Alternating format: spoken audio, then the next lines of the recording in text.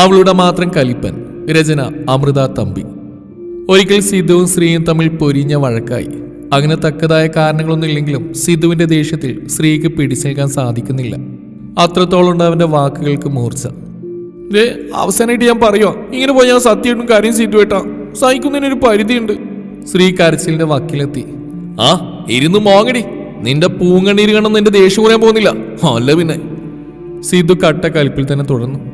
ഞാൻ എന്ത് ചെയ്തിട്ട് എന്നോട് ഇത്ര ദേഷ്യം എന്തെങ്കിലും പറയാമോ? അറിഞ്ഞിട്ട് ചീത്ത കേൾക്കുന്നല്ലേ നല്ലത്. നിനക്കറിയില്ലേ? അറിയില്ലെന്ന്. മറുഭാഗത്തു നിന്ന് അലർച്ചയായിരുന്നു. അവളും ഞെട്ടി. തന്റെ ഭാഗത്തു നിന്നും തെറ്റുകളൊന്നും സംഭവിക്കാതെ സിദ്ധുവേട്ടൻ ഇത്രമാത്രം ദേഷ്യപ്പെടില്ലെന്ന് അവൾക്ക് നല്ല ഉറപ്പായിരുന്നു. എന്നാലും എന്താണ് ഇന്ന്? അപ്പോഴാണ് അവളുടെ മനസ്സിലേക്ക് ഇന്ന് നടന്ന ആ മഹത്തായ സംഭവം കടന്നു വരുന്നത്. സീനിയേഴ്സിന് എക്സാം ആയതുകൊണ്ട് ജൂനിയർ ബാച്ചിന് കോളേജിൽ ക്ലാസ്സിലായിരുന്നു. ഉച്ചവരെ അവർക്ക് പരീക്ഷയുണ്ട്. ഇവരുടേത് കഴിഞ്ഞാൽ അടുത്ത് തന്നെ ഞങ്ങൾക്കും ഉണ്ടാകും. പരീക്ഷയൊക്കെ ആയിരുന്നതിന് മുമ്പ് കോളേജിൽ വെച്ച് എന്നെ ഫോണിൽ വിളിച്ച് സംസാരിച്ചിരുന്നു സിദ്ധുവേട്ടൻ. എന്നാൽ പരീക്ഷ കഴിഞ്ഞ് തന്നെ വിളിച്ചപ്പോൾ കോൾ വെയിറ്റിംഗ് ആയിരുന്നു. ആദ്യം വിളിച്ചു, രണ്ടാമതും വിളിച്ചു. അപ്പോഴേക്ക് തൻ്റെ കോൾ ബിസി. കോള് കാണാനിട്ടൊന്നല്ല, അത്യാവശ്യമായി ക്ലാസ്സിലെ കുട്ടി കുറച്ച് നോട്ട്സ് ചോദിക്കുകയായിരുന്നു. പിന്നെ പതിയെ സംശയ നിവാരണമായി. അങ്ങനെ നീണ്ട അരമണിക്കൂർ ആ കോള് പോയി. ഇതിനിടയിൽ സിദ്ധുവേട്ടൻ്റെ മിസ്ഡ് കോള് തൻ്റെ ഫോണിലേക്ക് വന്ന് 13 തവണ. അവളുടെ കോള് കട്ടാക്കി ഉടനെ ഏട്ടനെ വിളിച്ചു. അപ്പോൾ അവിടെ കോൾ എടുക്കുന്നില്ല. ശുഭം. ഇന്നത്തേക്കുള്ള വകുപ്പായി. മനസ്സിൽ പറഞ്ഞുകൊണ്ട് മൊബൈൽ കുത്തിയിട്ടിട്ട് അടിച്ചു വാരാൻ പോയി. കഷ്ടകാലത്തിന് മൊബൈൽ സൈലന്റ് ആയത് അറിഞ്ഞില്ല. വീണ്ടും കോൾ വന്നുകൊണ്ടേയിരുന്നു. എന്നാൽ സൈലന്റ് ആയി കിടക്കുന്ന ഫോൺ എവിടെ വച്ച വെക്കാനാ? അപ്പോഴേക്കും വീട്ടിലേക്ക് അച്ഛൻ്റെ 1-2 സുഹൃത്തുക്കൾ കയറി വന്നു. അവർക്കുള്ള ചായ ഉണ്ടാക്കി കൊടുത്ത് അവരോട് സംസാരിച്ചും സമയം പോയതൊട്ട് അറിഞ്ഞതുമില്ല. നേരെ ഇപ്പം 5 ആവുന്നു. അടിച്ചുവാരലും തുടക്കലും കുളിയും കഴിഞ്ഞ് മുറിയിലേക്ക് അടക്കുമ്പോഴാണ് മൊബൈൽ കുത്തിയിട്ട കാര്യം ഓർമ്മ വന്നു. ഫോണിലേക്ക് നോട്ടം വായിച്ചുകൊണ്ട് മുടി തുവർത്തിക്കൊണ്ട് നിൽക്കുമ്പോഴാണ് സിദ്ധുവേട്ടൻ്റെ കോള് വീണ്ടും വരുന്നത്. ചാടി സന്തോഷത്തിൽ കോൾ അറ്റൻഡ് ചെയ്തു. എന്നാൽ മറുപുറത്ത് നല്ല അടിപൊളി വികട സരസ്വതിയായിരുന്നു കേൾക്കാൻ സാധിച്ചത്. ഇങ്ങേരുത് എന്നാത്തിനാ എന്നോട് ഇമാതിരി ദേഷ്യപ്പെടുന്നത്? ഞാനെന്താ ചെയ്തേ? സിദ്ധുവേട്ടൻ്റെ ചീത്ത വിളിക്കിടയിൽ ഞാൻ മനസ്സിലോർത്തു. നീ കേൾക്കുന്നുണ്ടോ? ആ ഉണ്ട്. അല്ല, മോഹൻദൻ എന്നോട് ഇത്രയ്ക്ക് ദേഷ്യപ്പെടുന്നത് ഞാനെന്ത് ചെയ്തിട്ടാ? നിഷ്കുജാമയിൽ അല്പം കൂടിപ്പോയോ? നീ എന്താ പൊട്ടം കളിക്കുവാണോ? വീണ്ടും കലിപ്പ്. പൊട്ടനോ? ഈ സിദ്ധുവിന് ഇത് എന്താ പറ്റിയത്? ഞാനെന്തിനാ പൊട്ടം കളിക്കുന്നത്? എന്തപ്പം ഉണ്ടായത്? കോളേജിൽ എന്തൊരു വഴക്കിടന്നോ? അതോ? മറുപടി ഫ്രം കിളിപോയ സ്ത്രീ. ദേവണ്ണേ, നീനൊരുമാതിരി ആസാകുന്ന രീതിയിൽ മറുപടി പറഞ്ഞാലുണ്ടല്ലോ എന്റെ സ്വഭാവം മാറും, പറഞ്ഞേക്കാം. കലിപ്പിലൊരു കുറവുമില്ല. കാര്യം പറ സിദ്ധുവേട്ടാ, അല്ല ഞാനെങ്ങനെ അറിയാനാ?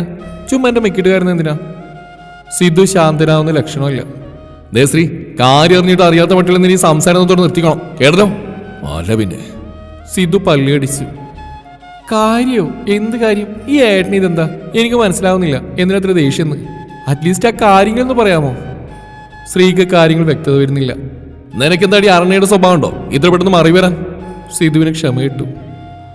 ഇല്ല, ഞാൻ മറന്നുപോയതാ. ശ്രീയുടെ ശബ്ദം നേർത്തിരുന്നു. ആ നീ മലക്കും, അത്രയ്ക്ക് മലമറിക്കുന്ന പണികളാണല്ലോ അവിടെയുള്ളത്. അല്ല, ഞാൻ വിളിച്ചപ്പോൾ നിന്റെ ഫോൺ ബിസി ആയിരുന്നല്ലോ. ആരോടും ഉണ്ടായിക്കൊണ്ടിരിക്കുകയായിരുന്നടി? സിധു വിടുന്ന ലക്ഷണമില്ല. അത് ലക്ഷണം വിളിച്ചാ അവൾക്ക് 1-2 നോട്ട്സ് വേണം, അത് അയച്ചു കൊടുക്കാൻ പറഞ്ഞു. ഇത്രയും നേരം? ശബ്ദം കൂടി. അവൾ ഞെട്ടി. അല്ല, ഞാൻ ഫോൺ കുത്തിയിട്ട് ഏട്ടനെ വിളിച്ചപ്പോൾ എടുക്കാതെ വന്നപ്പോൾ മൊബൈൽ ഞാൻ ചാർജ് ചെയ്യാൻ വെച്ചു. സൈലന്റ് ആയിരുന്നു. അടിച്ചു വാരാൻ പോയ സമയത്ത് അച്ഛൻ്റെ കുറച്ച് സുഹൃത്തുക്കൾ വന്നു. അവരോട് സംസാരിച്ച് സമയം പോയത് അറിഞ്ഞില്ല. വേഗം അടിച്ചു വാരി തുടച്ച് കുളിച്ചിട്ട് മുറിയിലേക്ക് വന്നപ്പോഴാണ് ഇത് കുത്തിയിട്ടേക്കുവാണെന്ന് മനസ്സിലായത്. മൊബൈൽ കയ്യിലെടുത്തപ്പോഴേക്കും ഏട്ടൻ എന്നെ വിളിച്ചിരുന്നു. ഞാൻ നോക്കാൻ വന്നപ്പോൾ അവളുടെ ശബ്ദം ഇടറി തുടങ്ങി. ഓ, എന്നോട് മിണ്ടാണെന്ന് എനിക്കിപ്പോൾ സമയമില്ലല്ലോ.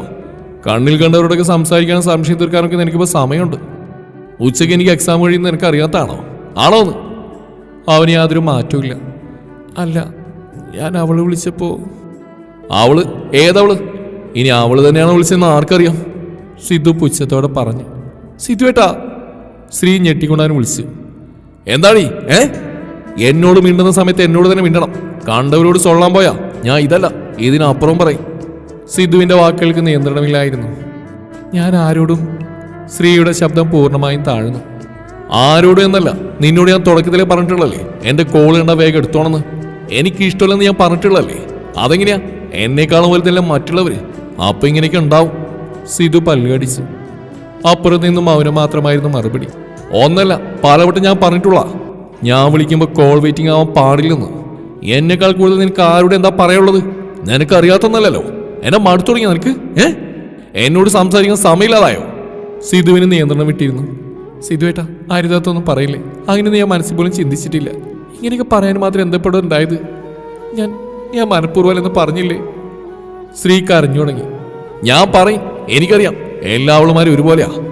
എന്നെ സ്നേഹിച്ചിട്ട് കൊടുക്കും പണി എന്നിട്ട് മുങ്ങും. നീയും അങ്ങനെയാ, എനിക്കറിയാം. പോകാൻ വല്ല പ്ലാനുടെയും മുൻകൂട്ടി പറഞ്ഞേക്കണം. ഒഴിഞ്ഞു മാറി തരാനാ.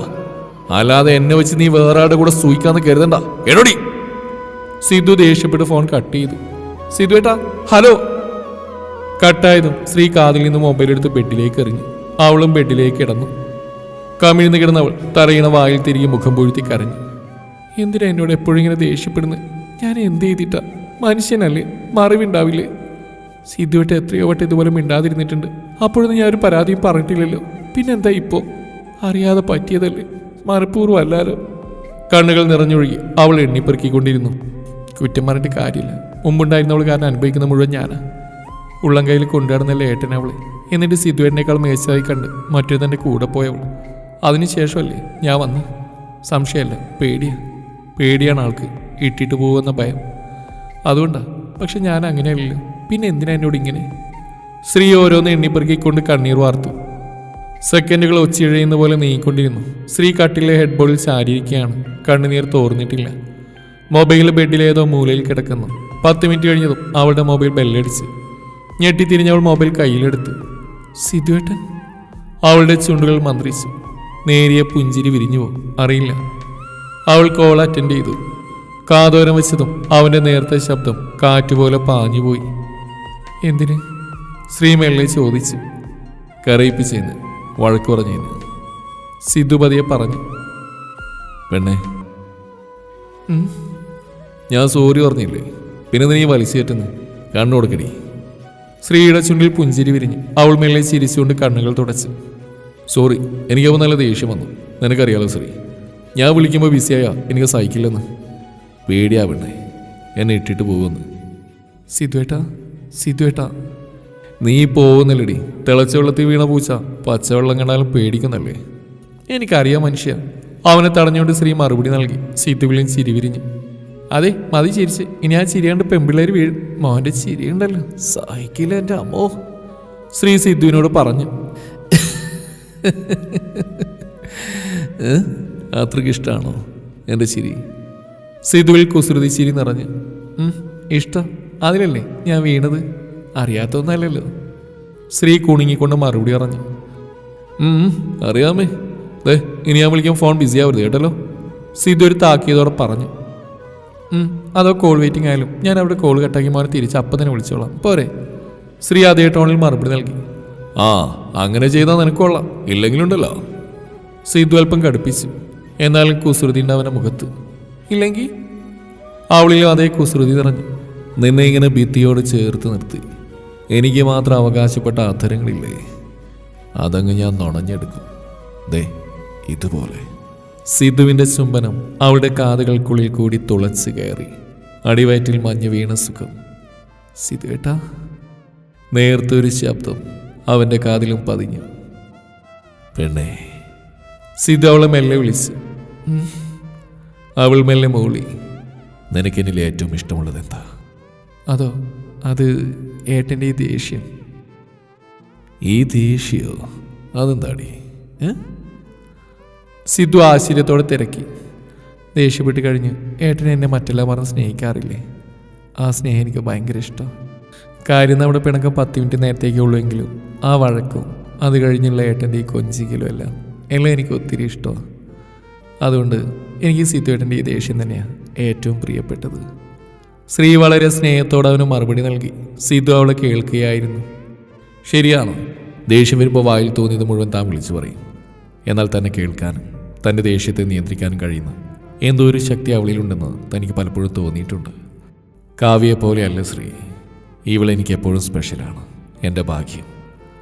കാവ്യ പോയതിൽ പിന്നെ ജീവിതത്തിൽ ഒരു പെണ്ണില്ലെന്ന് കരുതിയ തനിക്ക് കിട്ടിയ നിധി, തന്നെ മനസ്സിലാക്കുന്ന ഒരേ ഒരു വ്യക്തി, തന്നിലെ പോരായ്മകളെ അവളുടേത് കൂടിയാക്കുന്ന എന്തിനും ഞാനുണ്ട് കൂടെ, സിധുവേട്ടൻ ധൈര്യമായി ചെയ്യുമെന്നും പറഞ്ഞ് ധൈര്യം പകരുന്നവൾ, തൻ്റെ ജീവൻ, തൻ്റെ എല്ലാമായവൾ, തൻ്റെ ശ്രീ, തൻ്റെ മാത്രം ശ്രീ. സിധുവേട്ട. അവൾക്ക് മനസ്സിലായെന്ന് തോന്നുന്നു ഞാൻ ആലോചനയിൽ മുഴുകിയിരിക്കുകയാണെന്ന്. അതുകൊണ്ടാവും അവൾ അവനെ വിളിച്ച്. നീ എൻ്റെ ഭാഗ്യ പെണ്ണെ. മരണത്തിന് പോലും നമ്മൾ അകറ്റാൻ കഴിയരുതേ എന്ന എൻ്റെ പ്രാർത്ഥന. സിദ്ധു അവളുടെ വിളിയിൽ മറുപടി നൽകി. ശ്രീ ഒന്ന് ചിരിച്ചു. ഇല്ല സിദ്ധു ഏട്ടാ, മരണത്തിന് പോലും നമ്മളെ പിരിക്കാൻ കഴിയില്ല. എൻ്റെ മാത്രം, എനിക്ക് കിട്ടിയ എൻ്റെ സ്വത്ത്. എന്തൊക്കെ വന്നാലും ഞാൻ പോവില്ല കേട്ടോ. നിങ്ങളെ കെട്ടി നിങ്ങളുടെ 5 പിള്ളേരെയും വിറ്റ് അവിടെയൊക്കെ കല്യാണം കഴിഞ്ഞ് അവിടെ മക്കളെയും കണ്ട് നിങ്ങളെയും കൊണ്ട് ഞാൻ പോവും. കേട്ടോടാ കലിപ്പം സിദ്ധാർത്ഥ. ഡീഡി നിന്നെയുണ്ടല്ലോ. സിദ്ധു അവളുടെ സംസാരത്തിൽ ചിരിച്ചുപോയി, കൂടെ ശ്രീയും. പിന്നെ ഒരുപാട് നേരം അവർ സംസാരിച്ചു. ഒത്തിരി വിശേഷങ്ങൾ, ഒത്തിരി നാട്ടുകാര്യങ്ങൾ, അവരുടേതായ സ്വകാര്യ നിമിഷങ്ങൾ. ഒടുവിൽ ഉറക്കം തൂങ്ങി കോട്ടുവായിടുമ്പോൾ അവനും അവൾ ഒരുപോലെ ചുംബനങ്ങൾ കൈമാറിയിരുന്നു. ഗുഡ് നൈറ്റ് പറഞ്ഞ കോൾ അവസാനിക്കുമ്പോൾ അത്രയും നേരം കലിപ്പിട്ടതോ വഴക്ക് പറഞ്ഞതോ അവൾ കരഞ്ഞതോ ഒന്നും അവളുടെ അവൻ്റെയോ മനസ്സിലില്ലായിരുന്നു. മനസ്സ് നിറയെ അവൻ്റെ സ്ത്രീയും അവളുടെ സിദ്ധുവും മാത്രം.